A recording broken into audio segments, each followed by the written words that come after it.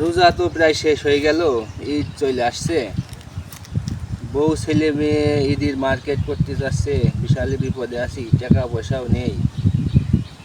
এখন কি যে করি? দেখি শুনলাম তো মজিবুল ভাই নাকি সুদের উপর টাকা দিচ্ছে, তাই দেখা করি আসি।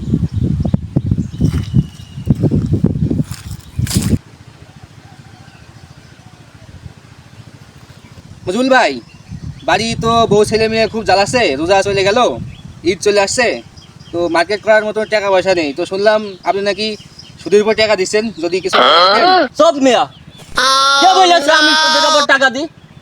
আমি টাকা দিই, টাকার কমিশন খাই। এবার আপনি আসতে পারেন।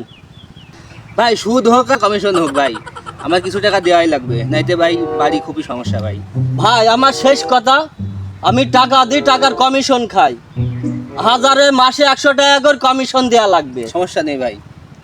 মাস গেলে আমার টাকা আমার বাড়ি পৌঁছে দিতে হবে। ঠিক আছে ভাই। আচ্ছা টাকা এখন তো টাকা নেই, তুমি সন্ধ্যাবেলা আসো। ক টাকার দরকার? ভাই 10,000 টাকা দিলেই হবে না? 10,000 টাকায় হাজারে মাসে 100 টাকা কমিশন দেওয়া লাগবে। আচ্ছা ঠিক আছে ভাই।